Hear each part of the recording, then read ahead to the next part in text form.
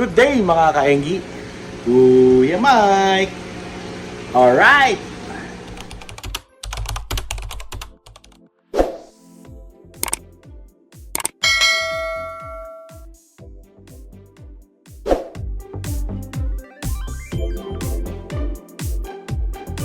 Yun mga kaenggi, no? Salamat sa inyong suporta, no? Shoutout nga pala do sa ating mga subscriber na patuloy na nanonood, no? At kung kaya pa, no? Paki-share naman yung video para mas dumami pa tayo dito sa ating channel, no? Alright, mga kainggi, no? So kung hindi nyo pa napanood yung isang episode natin, no? So nandito po yung ating YKC Delta, no? Na nag-drop nung isang araw, no? So ayan na po sila, no? Ito yung second batch na nakuha natin, no? Ayan, no? Alright. Tapos ito yung unang batch ng ating YKC Delta, no? Going 1 month na po itong mga to.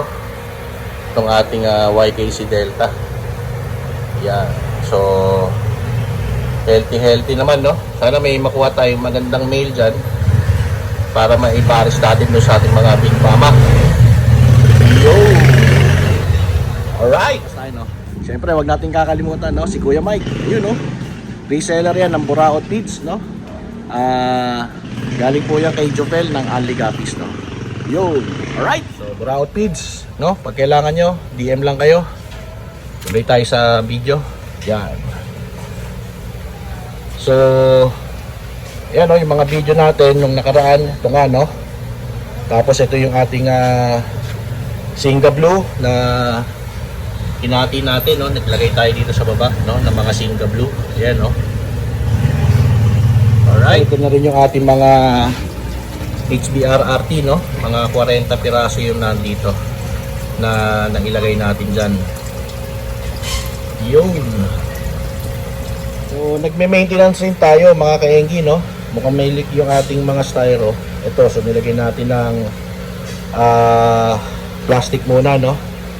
Para magamit pa rin natin. At hinintay rin natin si Patrick, no? Kasi alam ko bibigyan niya ako ng mga maliliit na tabs yung dati niyang ginagamit sa kanyang guppies. Alright. So ayan, no? Medyo madumi yung ating mga tanks. Maya maya ay magwa water change tayo, no? Babawasan natin, siphon natin yung mga dumi para maging masaya at maganda yung ating water quality. Alright. So, mga kaigi, simulan na natin ang pag-siphon, no? At marami-rami rin to habang hinihintay natin si Patrick. Alright?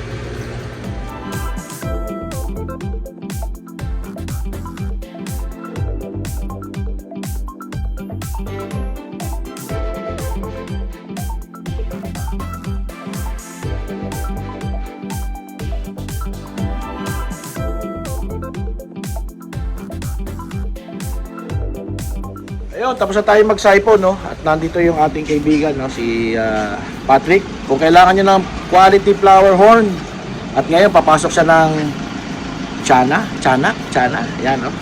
Ayun, no? Kontakin nyo lang, Patrick Yao. Yan, no? Kung di nyo pa napanood yung isang vlog natin, yung mga flower horn na pinuntahan natin na farm, sa kanya yun, no? Alright? Mga kaingin, no? So, kinuha ni Pat yung ating drip food, yung dating ginagamit natin sa ating arwana. Tapos binigyan niya tayo na itong mga tabs, no? Ito yung ginagamit niya dati nung nag-guppy breeding siya, no? So, yan. Thank you, Pat.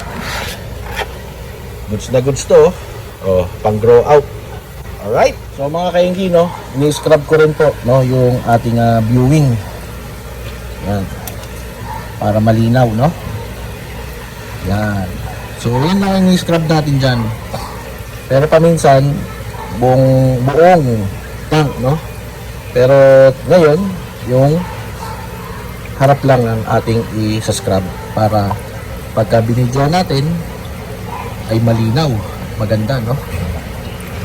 Yan. Tapos refill na natin ng tubig. So, balikan ko kayo para hindi umaba yung video, mga kainggi. Alright?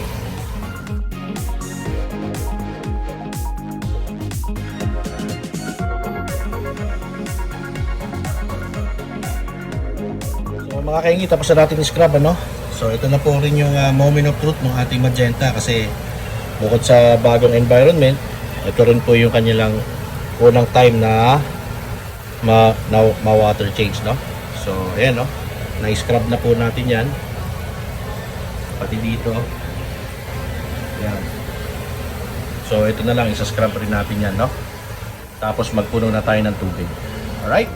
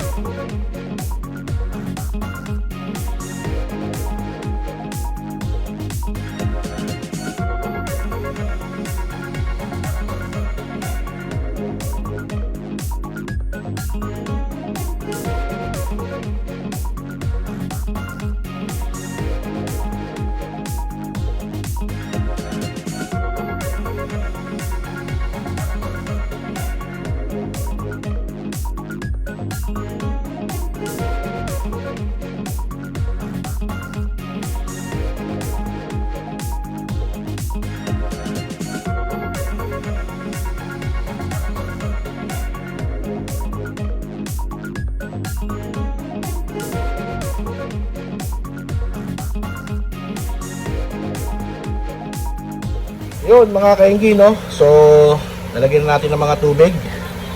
At nakita nyo naman, nag-video tayo ng mga ating mga alagang gapi. Masayang masaya sila, no?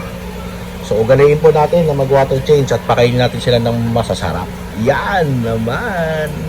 Alam nyo na to mga kainggi, pagka nandito tayo, no? Kung bago ka lang dito sa channel ko, please consider subscribing, no? Like and share na rin tong video na to para mas dumami pa tayo dito sa ating community. Alright? Yan, no? So kung bago ka lang sa channel ko, please comment down below, no? At para may shout out at the same time sabihin nyo kung saan yung location para malaman po natin, no? Kung saan umabot yung ating mga videos. Alright? Shout out ulit sa iyo, no, Patrick. Salamat dito sa iyong pinadala.